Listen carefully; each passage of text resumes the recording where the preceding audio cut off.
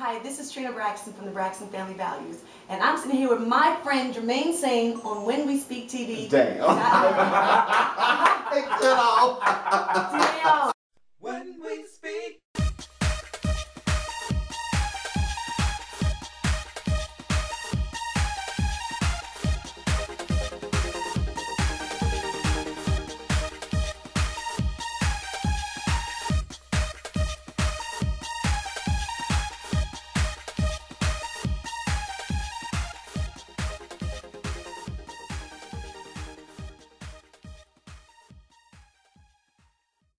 Being Toni Braxton's sister is a blessing and a curse. Because on one hand, people are like really excited, oh my God, you're Toni Braxton's sister. And on the other hand, it's like, oh yeah, you don't sing as good as Toni, you don't look as good as Toni, or you're not as pretty as Toni, or you don't sing as good as Toni. So it has its ups and downs. Miss Trina, how you doing? Great, how are you? I'm doing lovely, girl. And you are looking lovely. Am I? I've been slenderizing. You have? I have. Well, I need to be slenderizing too because I've been gaining a little weight. I feel like a big old turkey. You don't like a turkey, you look cute. Thank you so much. You're very welcome. So, we know that you're from the Braxton Family Values, Yes, which is on WeTV, yes. where you and your sisters and your mother Yes. start in your own reality show. Yes. Now, what I do want to ask you though, how does it feel to have cameras following you around all the time? Invasive. Does it? Very, very, very invasive. But after a while, we've been doing this now for, 2 seasons, and we've had 19 episodes so far for season 2. And after a while, you kind of forget they're around. But those are the problems that start when you forget the cameras are around. When you say something, like, oh my gosh, did I just say that? Like, cut, and they don't cut. Really? Really. So what's been the time that you wanted to do the cut and they just didn't cut? When I talked about my oral transaction. Oh wow. Yes, absolutely. I know you did want to just like, okay, stop. No, really, stop. Like seriously, like seriously. But that makes the show. People want to see all that. Show, bye. It's just one of those moments, and oddly enough, I don't want to take it back because it happened. But I do wish that it was a little bit more tactfully done. Yeah. Well, did you like it? I mean, like it, don't like it, does that really matter? Yes. I'm saying it was what it was. It wasn't what it was. I mean, it's all, hoe-ish activities. Just saying, calling nobody no hoe. I just said it was hoe-ish. When I first heard about the show coming out, the first season, I thought about the name and I said, okay, the Braxton Family Values. And I kept thinking, well, what would the show be about? What would they talk about? But the thing that first stuck out to me was values. So in your own words, since you are Braxton, what are the Braxton's family's values? Well, oddly enough, all encompassing the Braxtons themselves, family is our very first value. But we each had our own ecosystem of families, and we indoctrinate other values into our little sub-families as well. But the core of it all is that family first, God, and then family first. But that doesn't mean that you're not going to fuss and fight. And it doesn't mean that everything's going to be like, oh, the Lord is blessing us right now. And people seem to misunderstand that. Because we have some fans say, oh, this isn't about values at all. It most certainly is.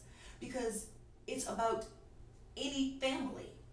And anyone might be able to identify with it. And things might not be done the way you would do them or the way you hope they'd be done. But at the end of the day, when you do something and something happens in your life, maybe it doesn't happen the way you want it to happen either. So what you do is you take those instances that happen in your life and you hopefully help somebody else in the process through your misguidings or your mistakes or through your fun. Yeah. So. Because I know if me and my mom, my sister had a show, it would not go like that. I may seem like the perfect son, but we be cussing and fussing and everything else. I should have said that. You know what? He would have said, slap the piss out of there. Okay. Is that a hiccup? It is. You just rolled out of bed, Trina? Do you have a hangover or something? No! It looks like Trina's first intervention didn't stick. Trina, we're not going to be drinking for another week. Hey, Toni, we're not going to sit here and act like I'm some alcoholic. I didn't say you were alcoholic, but Trina. I'm just letting you know. It may be time for a tune-up. Now, since we're still talking about the show, when the show first started, it mostly portrayed you as a party girl. Yes. Which is a little true. To a certain extent. Yeah, and they talked a lot about your drinking. Yes. You know, and we're drinking right now, actually. Wine makes everything fine. But do you think that you have a problem with drinking? Or do you think that maybe at that moment, you just made a bad decision? I'm not even going to say at that moment I made a bad decision. At that moment, I was going through such a tumultuous time in my marriage that I think I was self-medicating. And I was trying to find a way to not have to worry about the pain that I was going through in my marriage. And was it a bad decision? Heck yeah. Because there are other ways and other avenues to get rid of some of that stress and some of that depression that you sometimes feel when you're going through a bad spot in your marriage. And, you know, I don't take that back either. Because now, number one, I can drink in moderation. But number two, it let me realize that, you know what, Trina? Your family's here to help you. They're not here to, you know, make you feel bad about what you're doing. Because that's how I took it at first. I was like, my sister on my back and they're working on my nerves and they just trying to tell me what to do, blah, blah, blah. But that wasn't the case. It was out of true, genuine concern. And now I know that I can talk to them about anything instead of having to take on something like alcohol to medicate a problem that I'm having.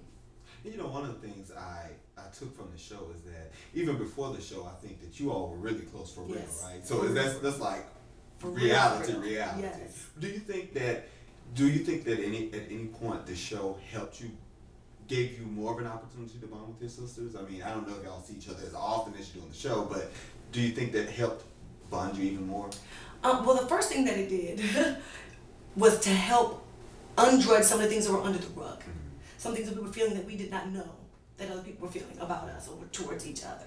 So it kind of forced us to deal with issues, underlying issues that we never knew were there, number one. But, you know, we were always a very, very close family. Very, very close family. And that's a blessing and a curse. Yeah. It honestly is. Because they're your bestest friends and they're your worst enemies. The worst enemies because they know everything about you. Yeah. They know how to push your buttons. They know how to make you mad. They know what secrets that you have that you don't want out, and then they know they're telling the secrets that they're mad at you. But at the same token, they still know how to build you up, and they know how to encourage you, and they know the right words that would help build up your self-esteem. So like I said, it is a blessing and a curse. Now, a lot of people want reality shows. Let's be real. Everybody wants a reality show. That's why we're on YouTube. That's why we're on the internet and all this other stuff. In all of that, has there ever been a moment that you felt embarrassed? Like, yes. At that moment? Yes. You mind sharing that moment? My mugshot. Really? What? Really? They could at least give me a comb. Now, you know they passed it around, too. You know what? And that was embarrassing. Really? It just didn't look right. I mean... That's not a good look. You have to keep it cute, put it on mute. That was not a good look. So, I would always be afraid of, like what you said, the mugshot. I would always be afraid, like, okay, what after this? Like, what after the show? Or what after when Trina's doing her music? Do you ever think about if that ever will bite you in any way? No, because that saved my life.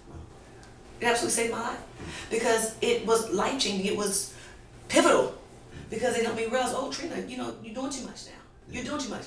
And I believe, you know, sometimes God hits you on the shoulder. He's like, Trina, you don't listen. You know, then he nudged you a little bit, Trina, you don't listen. Well, then that's what it took for me to listen. And it saved my life. Because not only could I have died that night, or I could have, God forbid, killed somebody else's child, or loved one, or family member. So I'm glad it happened.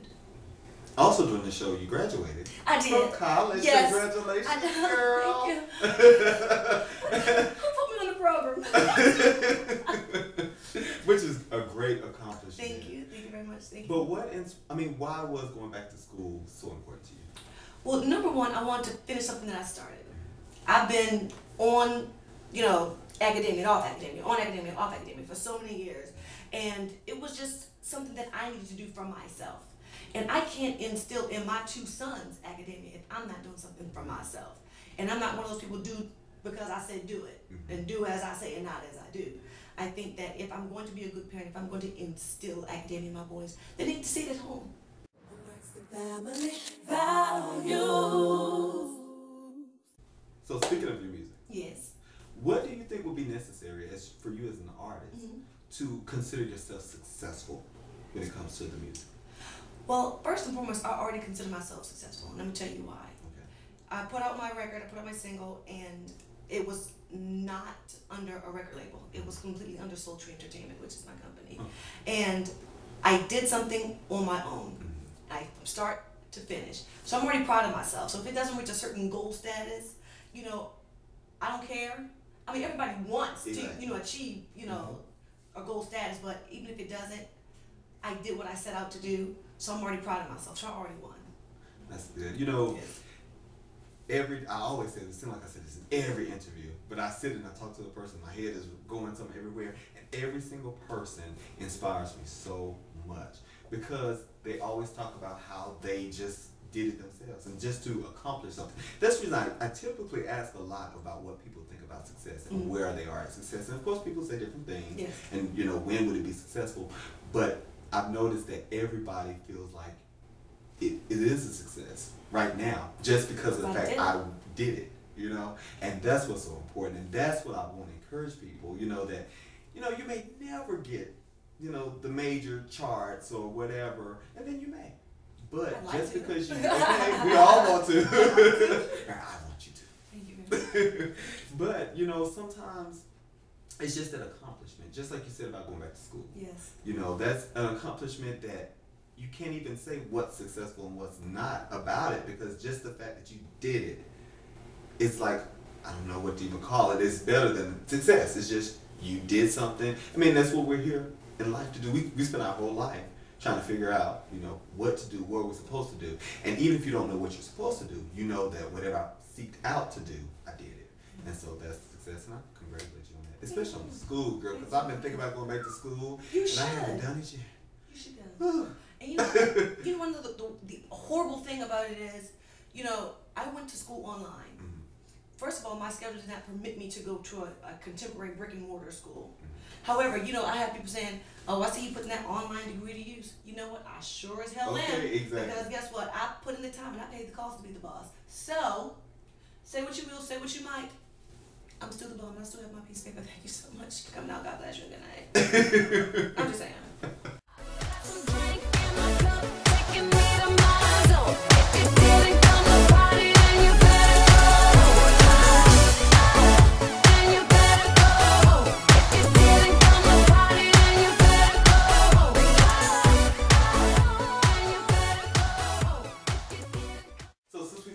Your single, your music. Yes, Party or Go Home. Okay, congratulations. I heard it. I like it. I'm glad. I know you thought I didn't like it, but I well, did. you know, because you know you're a little fickle funny style.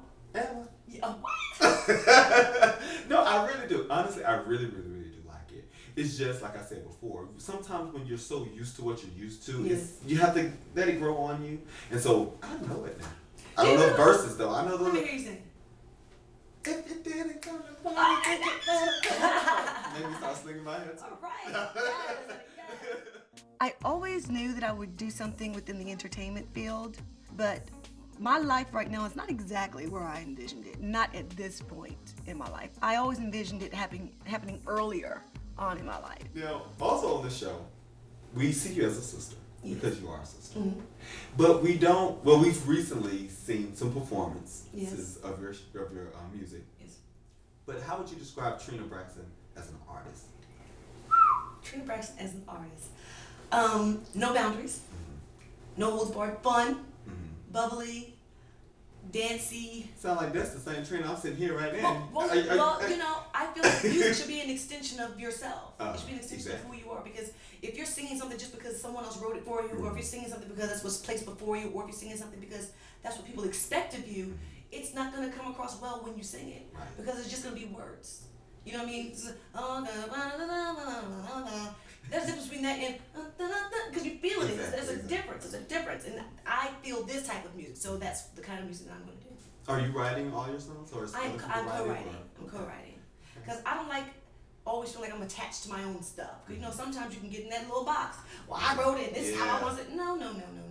Because if you keep doing that, then you're gonna keep yourself in a rut. You're gonna be almost typecasted with your own music. Exactly. You know what I mean? So I think it's great to have ideas from other people.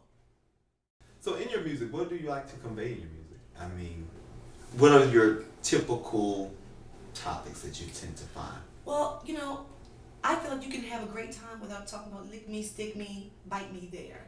I don't like that kind of music. Stick me, It's bite just- me. I don't know, but you know what? That might sell pretty well, though. You You never know? know. You never know. You never know. I mean, I think there are ways to do it very, very discreetly and do it in a fun way without being just overly debaucherized. Because I'm not gonna say it's tasteless because there is a Right. market for it and there's a place for it, but just not for me personally. That's not the kind of music that I like to sing. I like to sing fun. Let's be happy. It's a sunshiny day. Don't worry. Be happy. Right. It's just like that, you know. Exactly. Like that's me. Just carefree, whimsical music. So when can we expect to hear more of your music? Well, I am still in the studio working on the rest of the EP. I'm not doing a whole album. I'm only doing an EP. Okay. Because I just don't know. I don't know how much more time I'm gonna have. So I'm not sure if the Braxton's gonna do a record or not. I'm just saying I don't know. You do know. Did I say that? Who put me in the program? I understand. You know, you just can't say. I know you know. You know. Well, either way, you know, it's whatever happens, whether it's a Braxton album, whether it's a Trina Braxton album, whether it's a Tamar Braxton album, a Toni Braxton album, Braxton whoever, Braxton Family Values, whether it keeps going on, whatever, it's still going to be great. Oh, thank you. And, you know, whether you do it or you don't, you all are going to, still shoot, go Well, far. have you heard Toni's new record?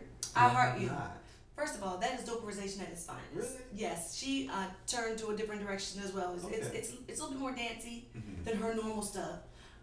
It's completely different than Party Line. It's dancey, But not quite on that it's level. not that electro retro popish. You still get that husky Toni Braxton. Toni Braxton is it's phenomenal. Really? It's You know, phenomenal. I think I had told you this before, but I loved the Yes, yes. Oh my God! I was yes. like, why didn't I hear more of that coming around through the speakers? I love it. Yes. Right now, if you get in my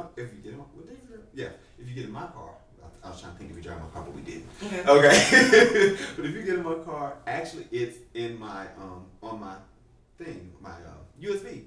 Oh really? It's actually on there. I was like, I gotta have this. I'm sorry. Yes. That was the one That's plus I nice. saw you in there. Wasn't I What was you doing? Swinging your hair or something? Yes, You I did was. Some little thing you was doing. I said, all right, go I girl, thought go I was Trina. just incredible with my little leotard on.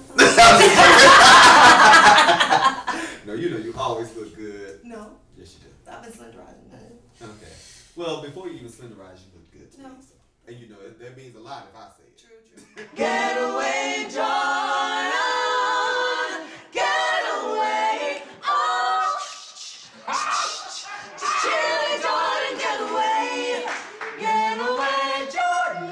I want to cross over to see my Lord. Getaway, back Jordan. So throughout your career, from singing, you know, because you was part of the Braxtons, singing behind your sister Toni, being in plays and movies, you know, you've had appearances in those. What has those different things taught you about you as an entertainer? It taught me that in this industry, it's not about what you're worth, it's about what you negotiate. Really? Really. So, I mean, would you say that a lot of people give up a whole lot of things just for the success? I do, but you can obtain success without stepping on people, without lying, without, trying to go about it the wrong way. Because I'm gonna tell you what, when you do things that way, it only lasts for a season.